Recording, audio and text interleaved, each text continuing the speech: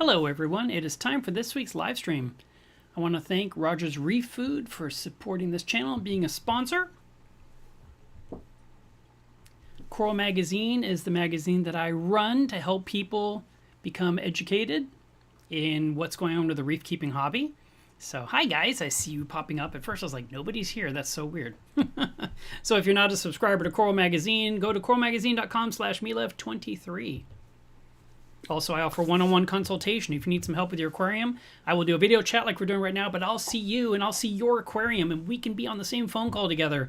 And people say, man, it's like talking to the guy that's on YouTube. I'm like, that's me. So if you want to hang out and talk, I am here for that and I can help you. Sales@milevsreef.com is the best way to ask about scheduling that. So I'm wearing a new shirt and this is an XL that I was told would be a large. And it's a tight large. So I see a comment already saying, hope you're feeling better. I'm feeling about the same. So we'll just start off with the bad news first and get that out of the way. I went to Reef Stock last weekend, as you knew. I went to the Downtown Denver Aquarium. I'm going to show you a bunch of slides. And then we had our event all weekend. And then Sunday evening, when the whole thing's over, my booth is packed up. And I'm just sitting there at dinner with my best friend, Jesse, who came to visit from Hawaii. And we're just sitting there eating. I just started feeling worse and worse and worse. And because I wear the Apple Watch, I could see my heartbeat, and my heart rate just kept getting slower and slower. And I was thinking, how do you speed up your heart? And as it slowed down, the world got darker. I couldn't hear as well, or my ears, it's sort of like being in a room with no sound. It's your ears really loud. There was that. And I could hear her chattering away about something, and I was just thinking in my head, I wish she would stop talking because I'm just over here breathing and trying to stay alive. And it got worse and worse. And, I was looking at my watch and it said my heart rate was around, I think 47 beats. And then it was 42 beats. And then it was 38 beats. And it was down to 32 beats per minute. And at that point, it was really, really bad and scary. And she, around that point, realized something wasn't right with me. So I was just focused on breathing. She was asking me if I wanted to go up to the room. I already felt like I was about to pass out or fall asleep, and I was trying to sit back in my chair to kind of just keep breathing, get oxygen to the brain. And then I suddenly became very cold in my face and my chest. I didn't feel any kind of pain, but I knew I was not feeling well at all. And she called 911. They took me away in an ambulance, took me to the hospital. And, of course, the hospital found nothing wrong and just said, okay, maybe it's dehydration, which is hard for me to believe, and said for me to follow up with my doctor. So I did. On Tuesday, I went and saw my doctor, and they said, we don't know what happened to you, but let's hope it never happens again. I'm like, that's not really an answer to anything. So I have just been, I feel like I got hit with COVID, even though I tested negative for COVID. So I don't have that, but I'm constantly exhausted. I'm super tired. I mean, I just stand up, and I'm like winded and tired. And I don't know what's going on. Did blood work and everything came back normal. So apparently there's something we're not testing for that matters. And the other thing is following up with a cardiologist. But when I called the cardiologist on Monday, as soon as I got home, they said, we don't take your insurance. And just for consultations, $350. And so I thought, well, maybe I should use the insurance I'm paying for and get a different doctor, and they'll forward their information to this doctor. But that hasn't happened yet. So in the meantime, I'm just kind of like taking it really easy as best I can. And I was even wondering, would I do this show today? But I'm going to give it a shot. So, that's where we are right now. That's the bad news. The good news is I didn't die. So there's that. But it was very weird. Before this thing happened, I did decide, let me go up to the bathroom. And I had to walk across the room. And as I was walking to this location that was kind of across a foyer where I remember the bathrooms were during the event, I felt like I was walking like I was drunk, but I hadn't been drinking. And so I thought someone's going to think I'm really wasted. And then, I came back to the table and someone specifically told me after the fact, you did not look right at all. You should have been happy, bubbly. The event was over. And instead you look like something was wrong. And then they were shocked that I was being rolled out on a gurney and, hooked up to a bunch of wires and checking my blood and checking my blood pressure, my heart rate, checking my blood sugar, everything. And so apparently maybe it was altitude sickness. I don't know. I've never had that before in my life, but it was very scary. And so, yeah, I'm okay to be okay. And so that's good news. So now that we've got that out of the way, let's go ahead and just get into something more fun. I took a bunch of pictures at the Downtown Denver Aquarium. they gave me permission to share them. And I said, you realize who I am, right? I mean, I will share this on YouTube and on social media. And I'm like, yeah, that's fine. And I was like, wow, because a lot of times when I go to public aquariums, they always say, don't show what's happening behind the scenes. And I'm always like, man, but that's the best part. So we're going to start off with something pretty cool here. So what you're looking at right here is a testing station where they test their water. And since I always tell you every weekend, it's Water Test Saturday, test your water, I thought you'd get a kick out of this one. So they got this machine. Can I see that? Let's see. That looks like a Hawk testing machine. And I think it does a bunch of stuff. I didn't ask them to open and demonstrate it. They were not doing anything at the time when we walked into this lab. But I think they put the water sample in and it just spits out a bunch of numbers, which is really cool. And I'm sure it's super expensive. But what caught my eye was this thing. So that right there is first of all, that thing on the bottom is a magnetic stirrer. And then, of course, here's your testing machine.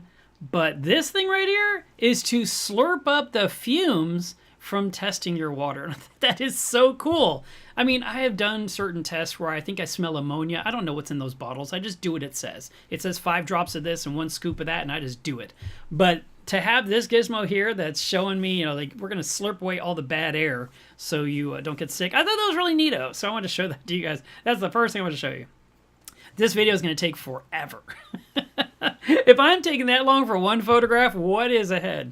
All right, so this next one here, let me fix this camera slightly. I mean, you see me, but I'm just going to go down a little bit more. There we go. Okay, so this next one is how to make your own salt water with your own salty ingredients.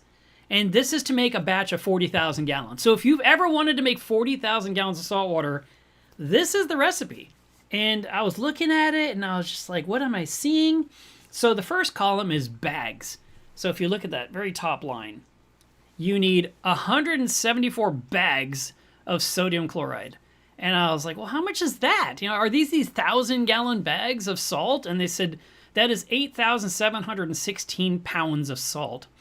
And I said, okay. And I said, so somebody has to walk these over one at a time and cut them open? And they're like, yeah, actually, it's not that bad. And I was looking at these numbers thinking, that looks terrible. That would be the day I call in sick. So apparently, this whole pile of stuff that you're looking at here, that you got the sodium chloride, the magnesium sulfate, there's 49 bags, there's 31 bags of magnesium chloride, there's 10 bags of calcium chloride, 5 bags of potassium chloride, 1 bag of sodium bicarbonate, and then I guess a 1/6 of a bag, I don't know, of sodium carbonate. That all is brought over on a pallet. And then in addition to that, you've got a smaller amount, of course, in grams and pounds, 12 pounds of strontium chloride, 1.2 grams of manganese sulfate, 2.4 grams. It sounds like nothing for 40,000 gallons, right? But they're trace elements. 2.4 grams of aluminum sulfate, and I'm sorry, of sodium molybdate. I don't know that one. 16.4 grams of aluminum sulfate, 4 pounds of calcium gluconate, and 0.2 grams of cobalt. We've talked about that in the past, cobalt sulfide. And then, of course, potassium iodide, 35 grams is added to make 40,000 gallons of salt. And I was like, wow. And apparently they do this once a week. And then here are some examples of some containers that they use when they get new livestock in. And I was like, I got to take a picture. So I would guesstimate that those blue barrels on the right there, maybe that one barrel, the one to the far right that's blue, might be a 55-gallon. But these other containers, they were really, really big. So it kind of gives you a sense of scale. I put Milev in the picture. And then here is a lump sucker. Or, I'm sorry, a lump fish. A lump sucker is like about this big. These guys were about 6 to 8 inches in size, and they were really cool looking, and they were in the back. This is the behind the scenes section. And right here are some shark eggs that were hanging, waiting to be hatched. And then I thought this was kind of funny. This is like the biggest float valve I've ever seen. And they had these in these giant troughs. I think the troughs were somewhere around 5 to 10,000 gallons, and they have this enormous float that they set to the different height for how much water they want to be in the vessel. And then here were some fish that I think were, I believe they said they were captive raised. I can't remember where they got them from. They weren't done on site, but they were brought in. And then these right here are little tiny, I don't know if the audio is working on this, so I turned it down so it wouldn't be horrible.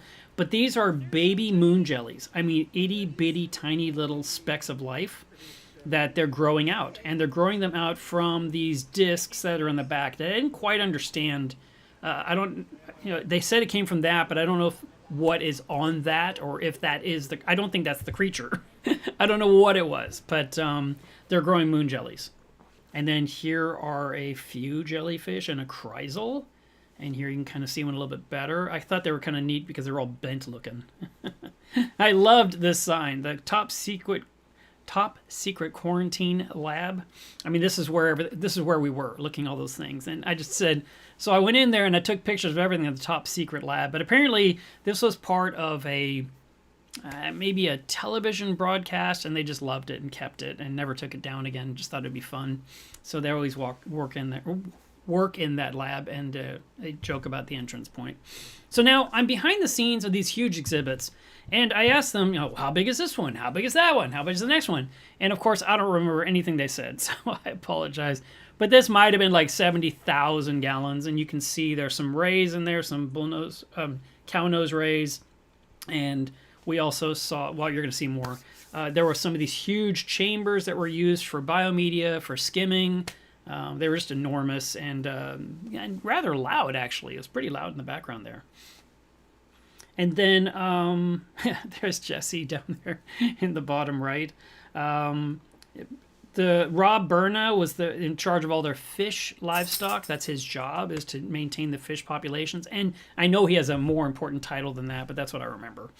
And so he took us around to each of these exhibits. And in this exhibit, we have some sharks that are swimming around. There was some sawfish in there.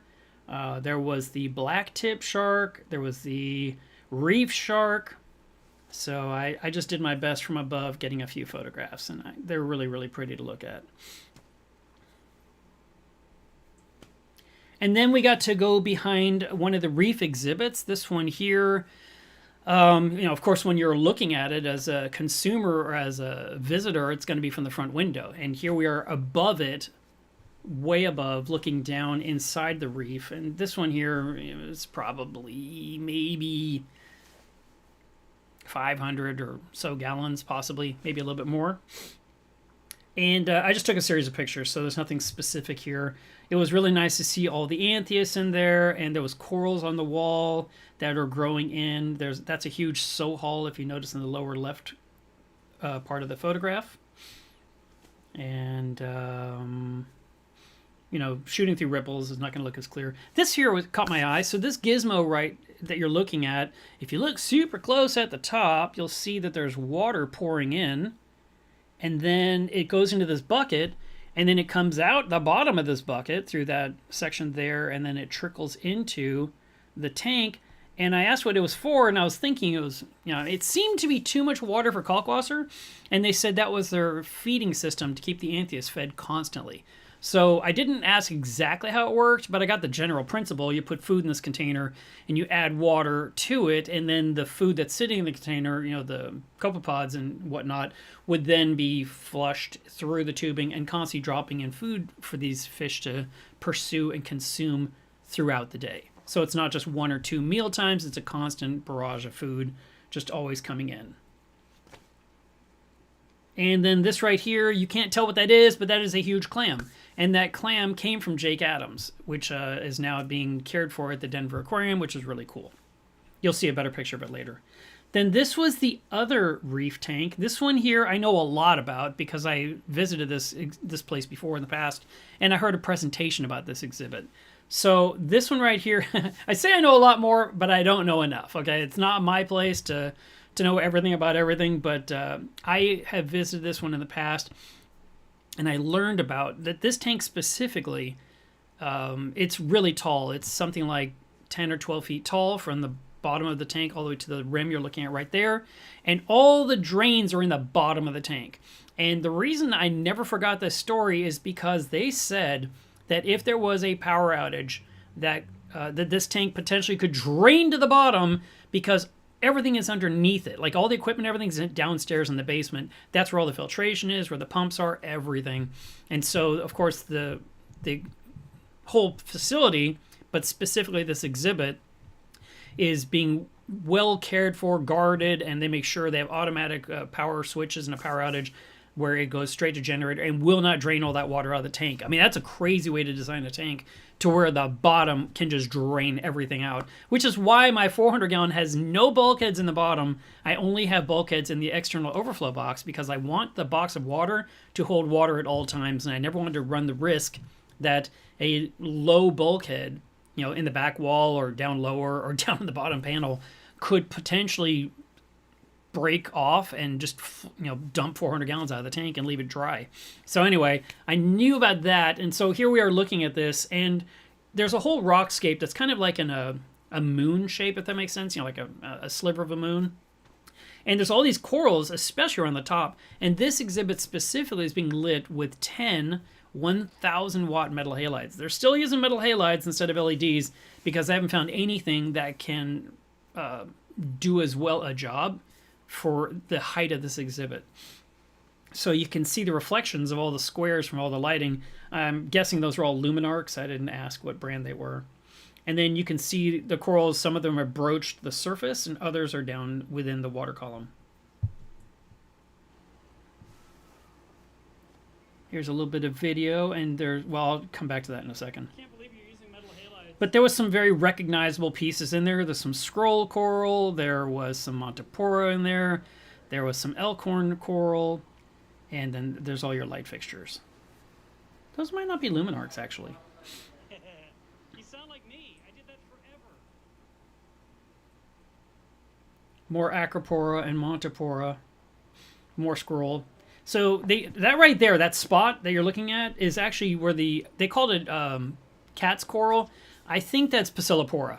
And it has completely gone to the surface where they need to cut it all out. It's actually become a giant chunk of solid mass, and it's going to take a lot of work to remove it, but that is on their hit list for 2026. Okay.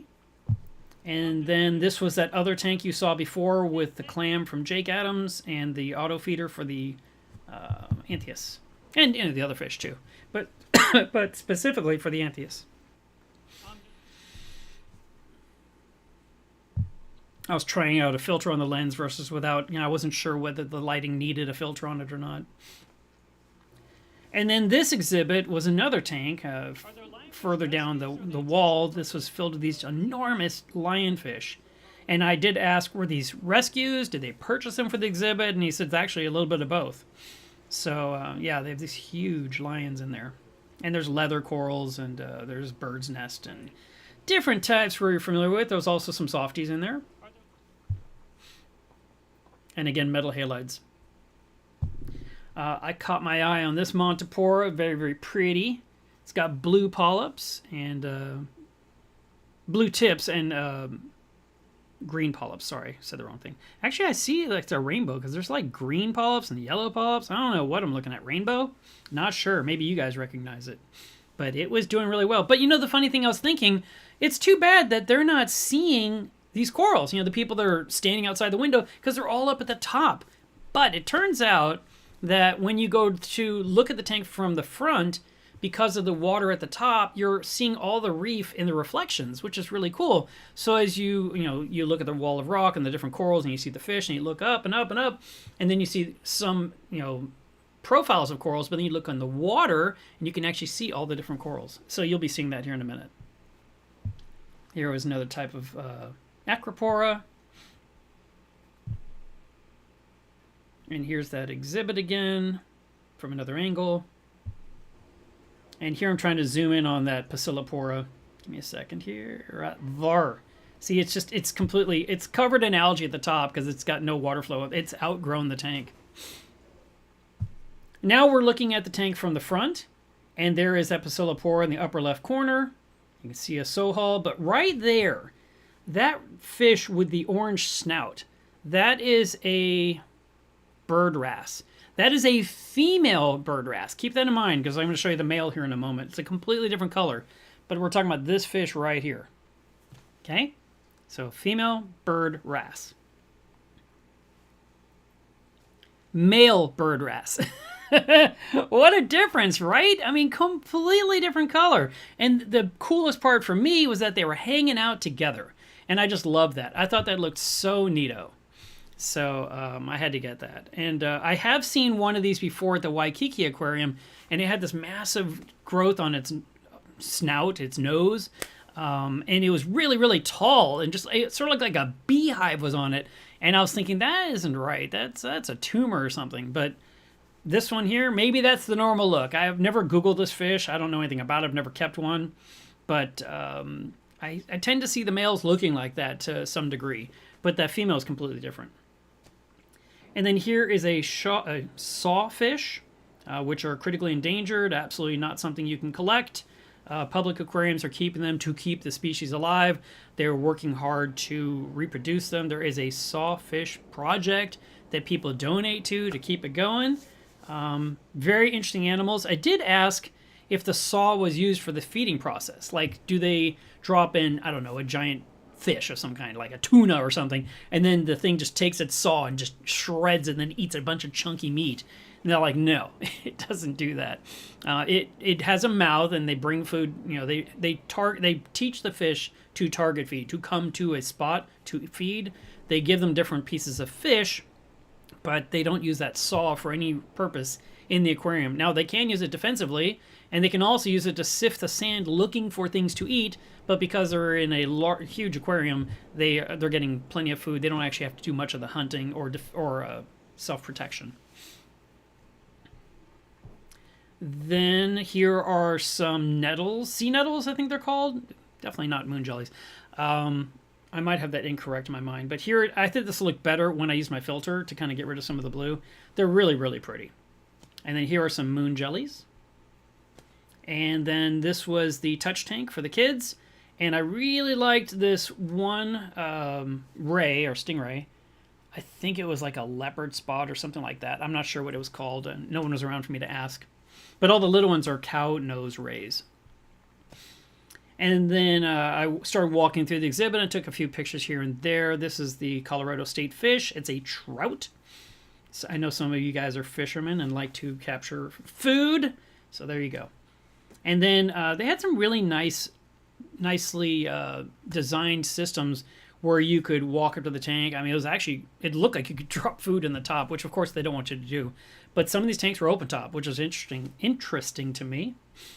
And I thought we should do better. Look at this tank. Okay, so at the bottom, you've got fish. And then you've got this rock wall that just goes up. And it's so impressive. And I was like, come on, we can do this, right? In our homes? Absolutely. We should totally do this. It's just amazing. And that was a lot of decor for these fish in the front. Then there was an eel. I saw a couple of these guys. And then this one here was the seahorse tank. It also has some knife fish and those palithoa that try to kill you. They're all in that tank, along with some other stuff for the seahorses to latch onto. So there you can I'm going to show you a few different seahorses I saw. Very beautiful creatures. Oh, that last one, the seahorse was holding on to a finger gorgonian. And there's two seahorses in that picture. And here was a pair. And it looks like some baby brittle starfish there at the bottom. Let's see if we can zoom in a little bit, see their arms. But here are seahorses. And another eel. Just hanging out. This was huge. This was probably 6-7 feet in length. And it had a little friend nearby. I'm not good at sharks, so I don't know. Sand shark? I don't know. Maybe you know. And a ray.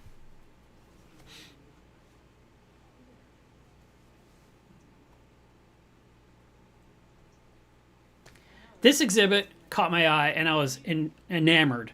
So it's a sand waterfall exhibit. I've heard of these. I've seen them occasionally for freshwater people, but I've not seen it in a saltwater exhibit before. And I was like, is the sand going into the Sarlacc pit right there? How does this work? So we'll be talking more about that here in a moment, but I just wanted to show it to you. I was just like, this is really, really cool. Yeah, okay. So I got one more video of it because I just couldn't get enough of this thing. And you know, we just talked about sand beds, what, 2 weeks ago? And I'm like, oh, moving sand is so cool. We need this in our exhibits. This is so fun. Now, I would think it also depends on the flow in the tank for you to be able to manage such a physicality, but it's just really neato. Okay, then this is another one of the displays. These things are massive. You know, they're all like, now you're walking in front of the tank and it's probably 8 or 10 feet tall. And you have multiple windows to look through from different angles. And in these exhibits, besides these huge fish, there's also fish we do recognize, like tangs are often on display.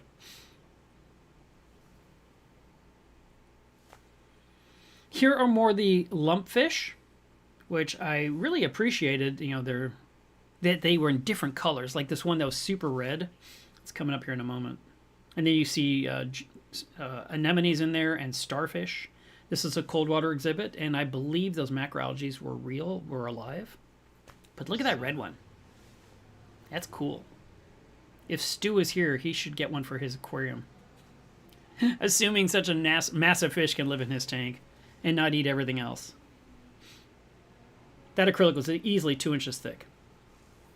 And that disc on the bottom is how it holds on to what it's going to, you know, like the glass or what it's going to hold on to. And then there was these really tiny little strawberry anemones, well known for in the California waters. And I just thought they were super pretty. Another type of anemone. I don't know this one. And that right there, that behind, okay, so I think in the front is a bamboo shark. I could be wrong. And then behind it is a wolf eel. And that thing was easily 7 to 8 feet long. It was just a beast. Then here, I'm looking at the tiger exhibit. And when I came to this place years ago, I happened to walk past it. And I feel like that bottom part had more water in it. Because I remember the tiger was swimming. And I thought cats get in water? I was so confused. And so this time, I couldn't find the tiger for a little bit. And then I realized where it was. It was up there sunning itself.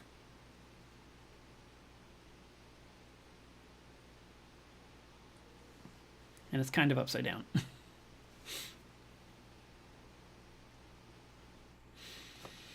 Here are some upside down jellyfish.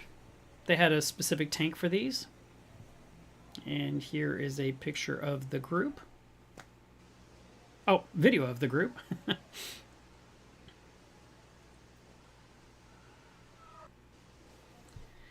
And then they had a bubble tip anemone tank with Dory, of course. And I believe those are all old pajama cardinalfish. There's also some bengais in there, and there's some clownfish.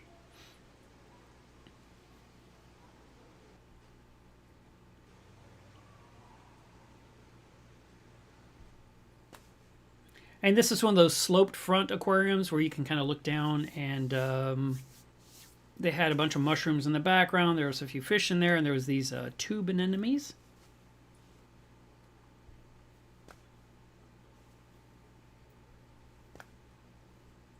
There is the clam that used to belong to Jake Adams. If you're not sure what I'm talking about, Jake Adams used to run Reef Builders and died suddenly on an airplane, I don't know, 4 or 5 years ago. Maybe 4 years ago. Maybe sooner. Maybe I'm wrong. 3 years ago? But it happened, and a lot of people miss him. So it's cool to see something that was his on display at a public aquarium.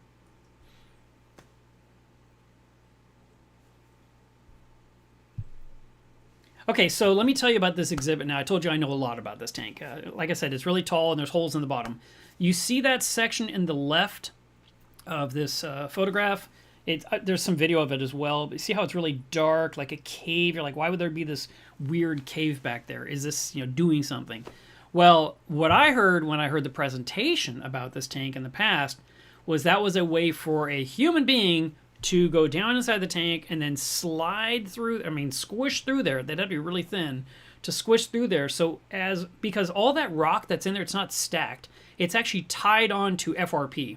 And FRP is like industrial grade egg crate. So they have these sheets of egg crate standing up, and then they tied all the rocks onto it with zip ties.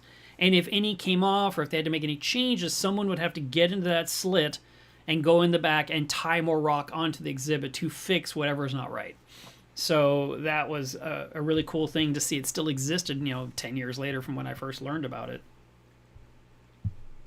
There was also some anemone fish. I think these are blue stripes, and they have a clutch of eggs that they're fanning right there on the lower part, but right in front of its mouth.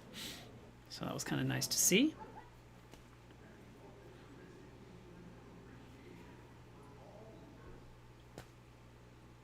And there you can see the reflections I was talking about, where you can see the corals that are at the top in the reflection. So even though you're not high enough up to look down on the corals, you can kind of look up to look at the corals, which is kind of neat. It actually makes the tank look even fuller that way. Here's a gold striped maroon clownfish in what looks like a curlicue anemone. And, it was so pretty until I started filming it, decided to, show me its butt. I was like, really? I'm waiting for you. It's like, no, I'm done. So here was that skinny spot where you would slither in. The corals are growing inward, so it's getting a little bit more tighter. Maybe they don't need to go back there anymore, but that's what its original purpose was for. And there may be a chance that they also have some kind of closed loop situation going on to where it's pushing water through that valley, or that channel, and then flowing into the tank. But I don't think that was its original purpose. I think it was to create some negative space instead of a wall of rock and an ability to work on the tank.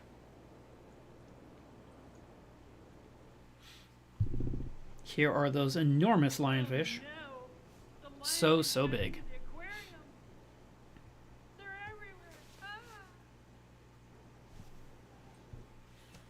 And then this looks like just a television screen behind them, but that's actually an aquarium. I was watching it today, I was like, that does not even look real now to me. It looks completely fake.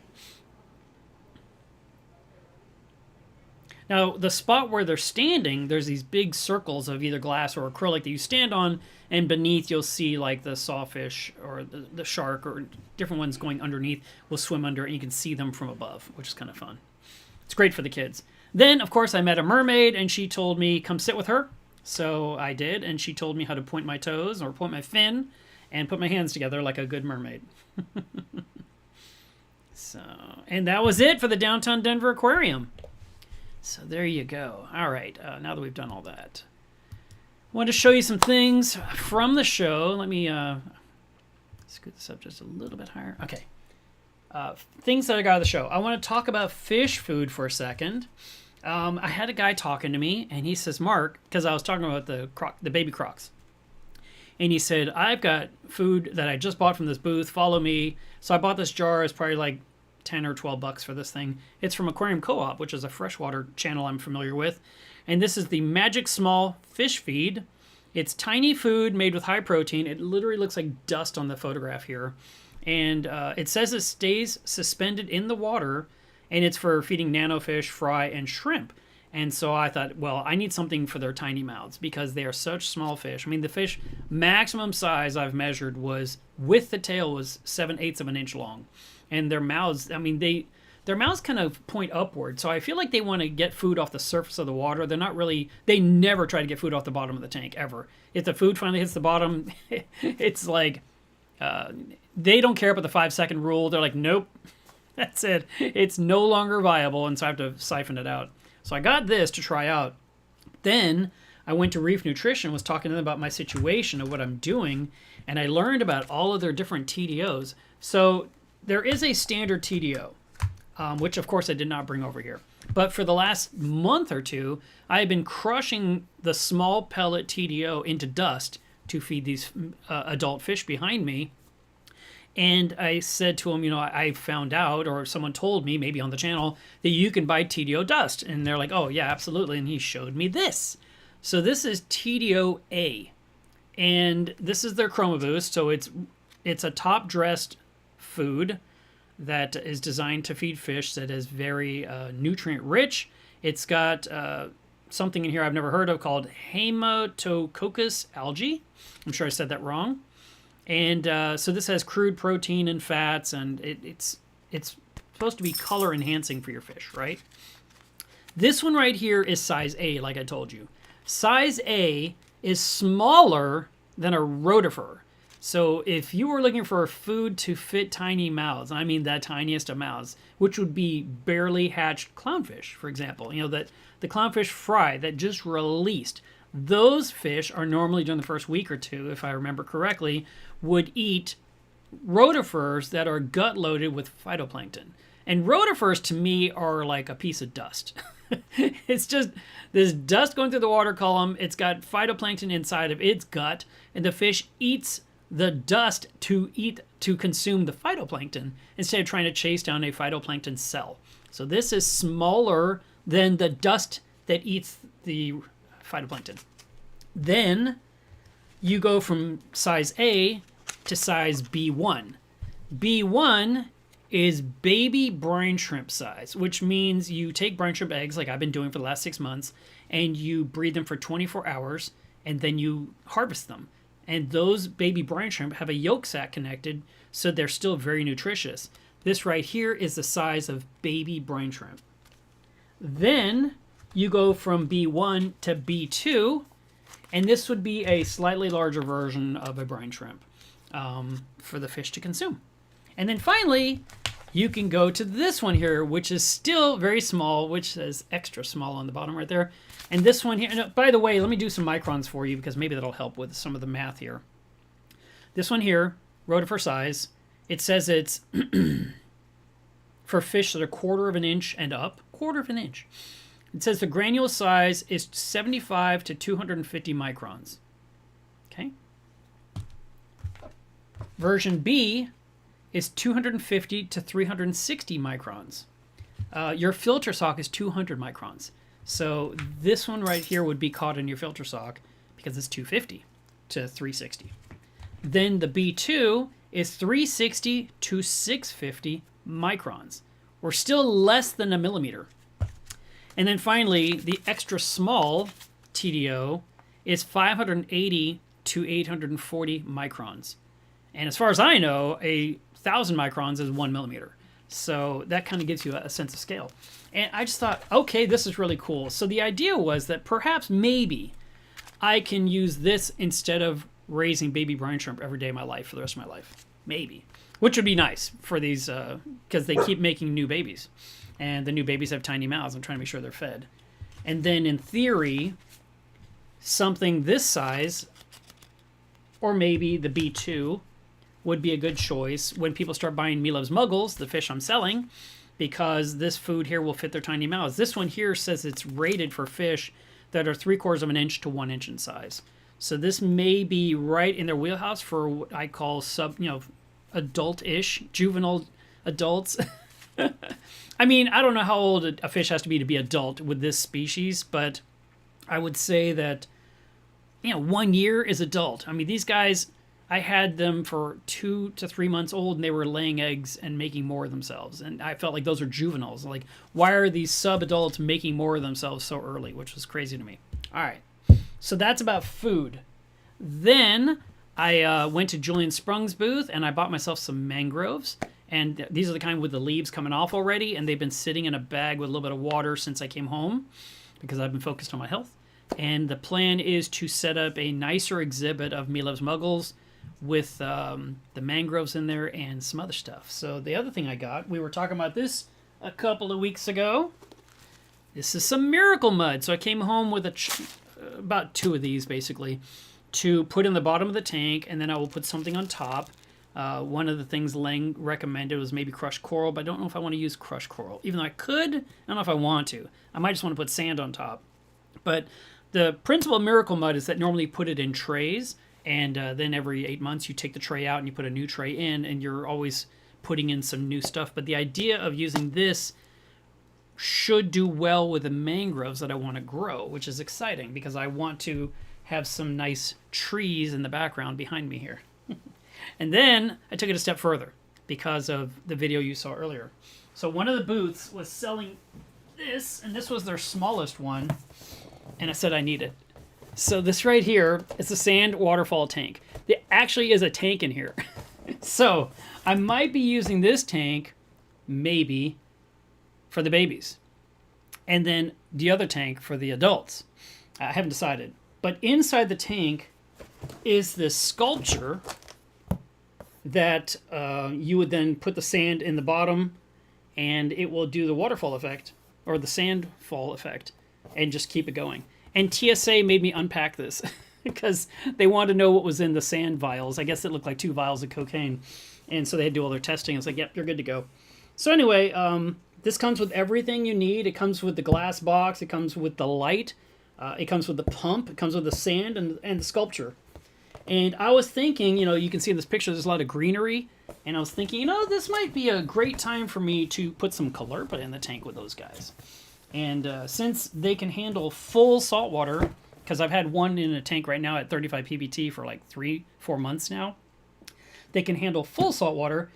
So I can go ahead and raise the salinity a little higher and get these guys up to where I want them to be, and have a cool exhibit with a sand waterfall, with mangroves, with Callirpa.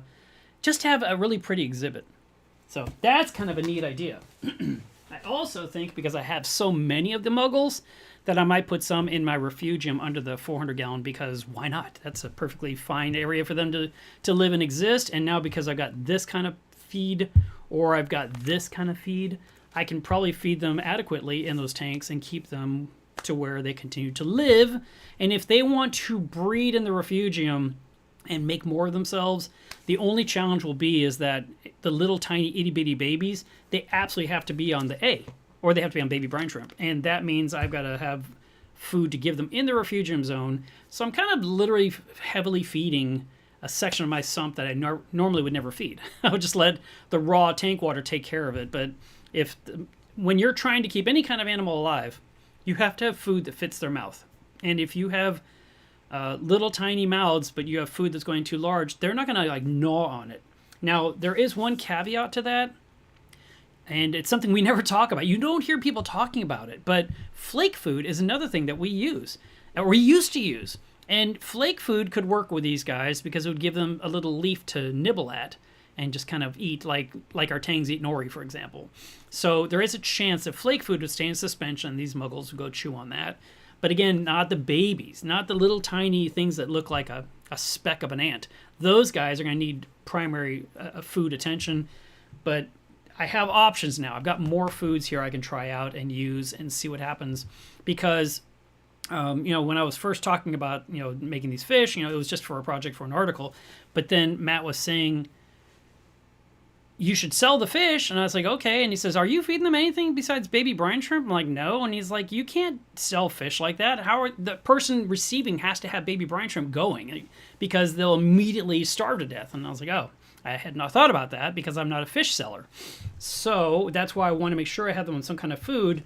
And then ideally, like if I was sending someone 10 fish, maybe I could include a pouch of this, so they have the exact same food with the package, and then you get your fish and your food all in the same package. You put them in your tank, and you keep feeding them, and they keep living, and you get to keep enjoying them. So that'd be kind of cool. So that's what's going on there. All right, let me see. I want to preview this because I haven't looked at anything on my phone.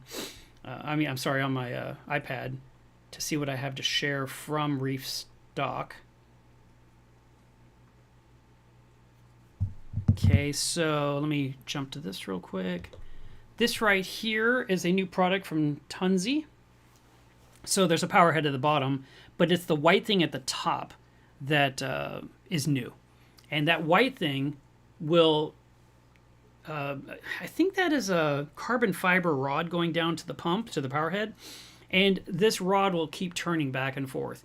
But what's interesting about this specific setup, and I think you use your phone to control it, is that while it's, let's say it's pointing that way, and then and that part there is like the front of the tank. So there's no problem. Let me switch cameras so you can see me. So you've got this direction right here where water can just flow with no obstructions. But then as it pivots, it goes toward, I don't know, an SPS coral or an anemone or, some other thing but you had all this flow. So now you're just pounding away like a sprinkler head, just blasting whatever coral's there, and you keep going like this, and then finally goes to this side of the tank where there's nothing in the way. This gizmo will let you pick where it's going to go and how far it's going to go and what strength the pump will be wherever it is as it's moving. So you can have lots of flow here and then go to soft flow here and then increase the flow again when it goes that direction. I was like, oh, that's kind of neato. I like that. Because now we're not just pivoting a power head that's just going, but we're not just blasting whatever's in its path. Now that's a really clever idea. All right, let me see what else I got here. I ran a coral booth at the show and was displaying different magazines. This right here is Modern Aquaculture. This actually was the issue that published right before I came on the Coral magazine. It was produced by Matt Peterson. And I've given him a hard time ever since because I said to him, I was like, you know, I've done more magazines than you have. And he always gives me a hard, you know, we give each other a hard time all the time. Oh, so I don't have any pictures or video, even though I was in the booth right next to him. So if we go to this picture here, you'll see Mr. Saltwater Tank. Mark Callahan was doing an interview with Tunzi, with Roger Vidko of Tunzi. And you can see the Coral Magazine banners in the background there in the next booth. That was me. So right there in the tank that you're looking at, if I zoom in, you can see, or this example right here, this rock is sitting on top of a pedestal, but what's happening is the power head in the back corner of the tank, back left corner, is blowing toward, well, I think it is. No, I'm sorry, it's not that one. It's this one back here. That power head right there is blowing toward the edge of the rock, and it makes the rock keep spinning. And I actually think it's kind of neat, because if you were a fish store trying to sell corals, you could put different corals on that rock, and that rock just spins because of the flow of water hitting the rock, like a propeller. And this thing is made with ceramic bearings and the carbon fiber material, so it's got no drag or anything, and it just spins easily. So even in water, it just keeps pivoting. It just turned for the entire show. So I was thinking it'd be a great way not only to put corals on display for a fish store, but to get you to walk over to the tank and you're like, what is that thing spinning in there? That's weird. I've never seen that before. Versus a frag rack that's stable and you're just walking up to look at frags. Here is something that's more eye-catching. So I don't know if there's going to be other people that want this in their aquarium and are going to use the flow in their tank to make rocks turn, but who knows? There's always people out there with different tastes. I'm going to preview because I don't want to sit here and show you stuff I don't want you to see.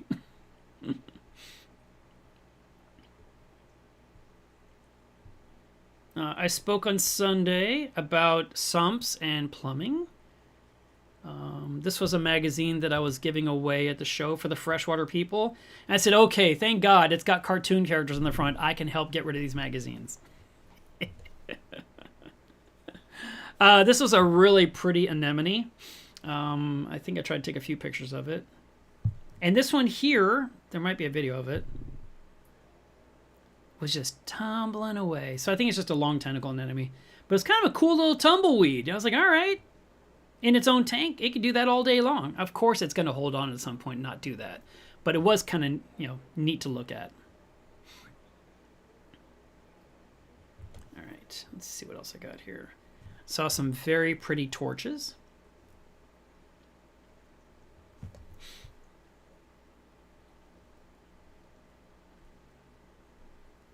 Let me just check something here.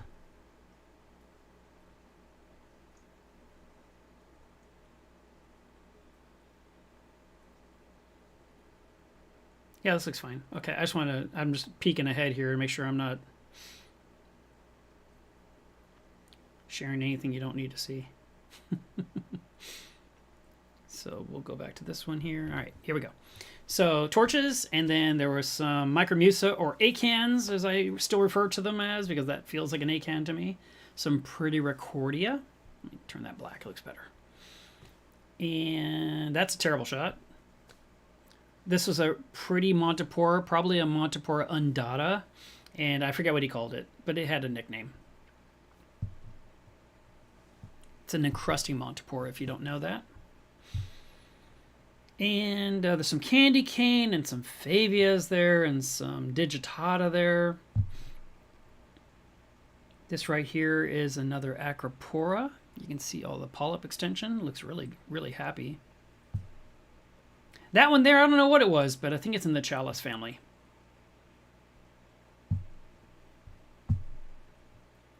And I really liked this one. I was staring at it super hard, and someone bought it. I was like, yeah, you made the right choice. That thing is cool. I think I tried several times to get a picture of that and didn't have much luck.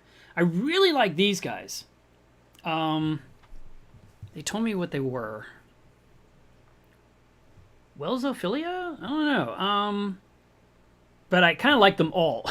It's like, if I'm gonna get them, I want all 7 because they're just really cool and they're all their own unique, specific coloration. I thought they're super pretty.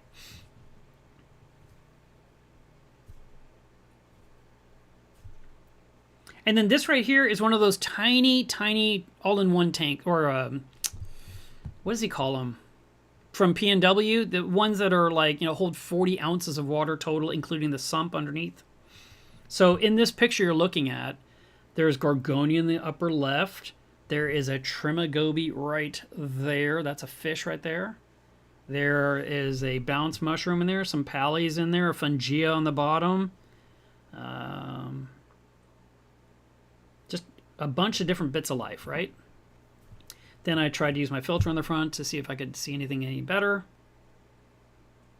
Then this other tank that was next to it, this one here was basically, I think it was the same size.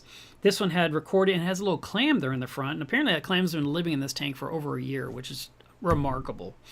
Obviously, the best way to maintain this one is going to be water changes versus dosing because it's a puddle of water. But it had a really nice coral right there that was in feeding mode. It looks like a scolie to me. And then you've got some of those firework daisy polyps. And more zoanthids in the back, and something else back here. What is that? That's cool. Maybe a favia?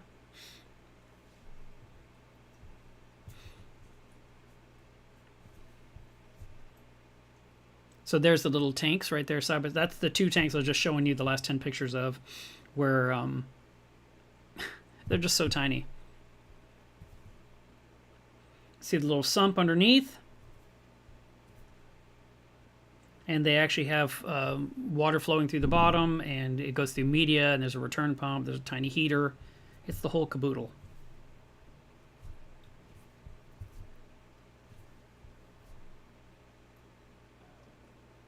And I really like that coral right there first. This was in zoanthid.com, and he had a whole row in the front. And I was like, okay, everything in the front is awesome. But I think he does that on purpose to get people to buy them.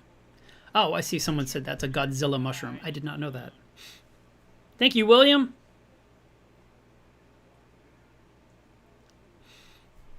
And I really like this one. I've always liked these brain corals. Meaty brain corals. See there, that one right there. I don't know what it cost, but I really wanted it. It was so pretty.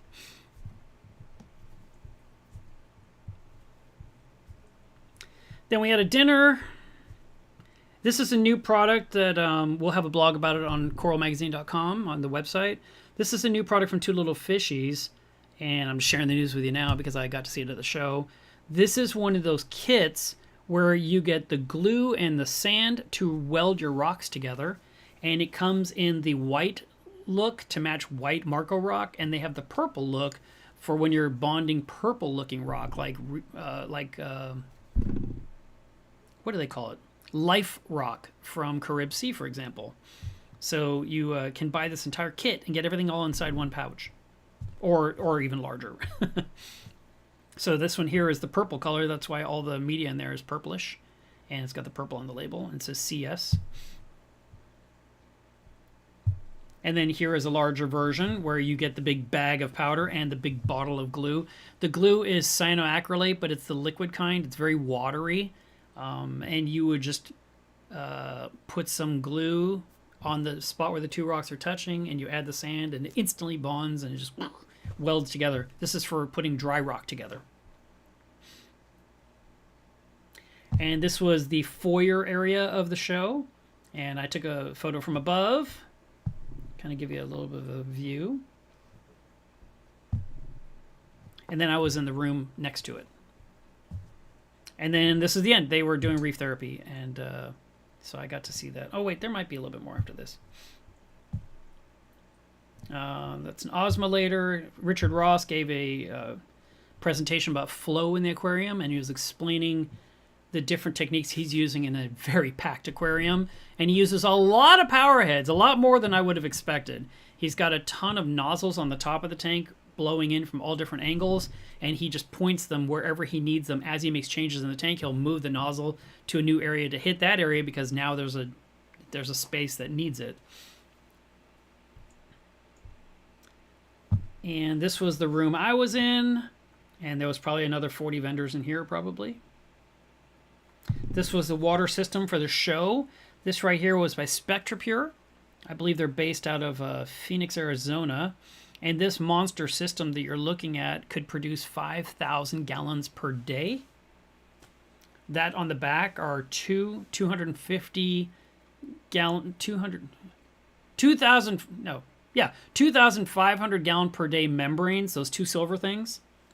And so that's how they get 5,000 gallons out of it in one day. And then that thing at the top, this little gizmo here, that is a chemical system that they use to remove scale from the water before it ever gets to the filters, which I thought, oh, that's interesting. I've never heard of this before. So, you know, SpectraPure has always been the leading edge when it comes to water treatment, and they've got a great reputation. Lamont had this new product on display. This is the Pulse. It's a device that you can either put in your display tank, or better yet, in your sump, and you put it on the wall of the tank, and there's a motor on the outside, and there's that thing that you're looking at right there, that circle is on the inside, and it's constantly turning, and it measures ammonia, dissolved oxygen, temperature, pH, I think one more thing. And they've been working on this for a couple of years, and I think they're getting a lot closer to bring it to market.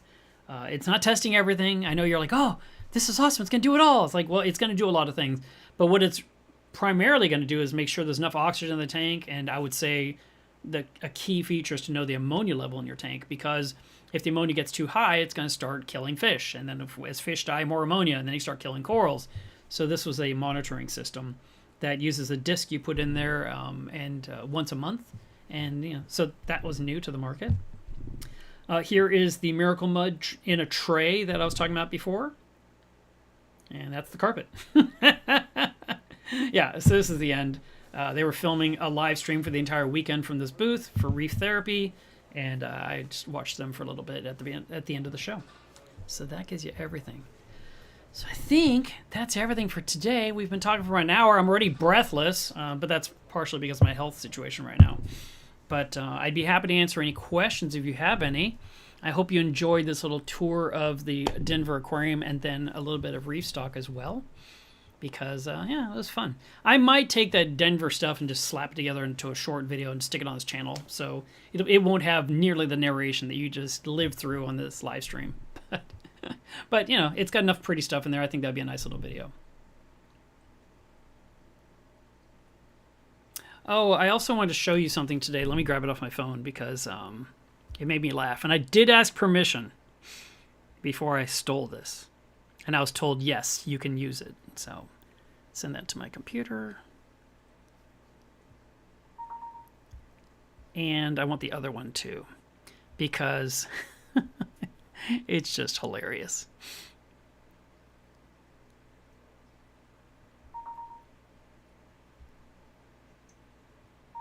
There we go. Got it. All right. Let's see if we have two good pictures here or not. Ah, that other one does not look any good. Let me try it one more time. That one looks good. Okay.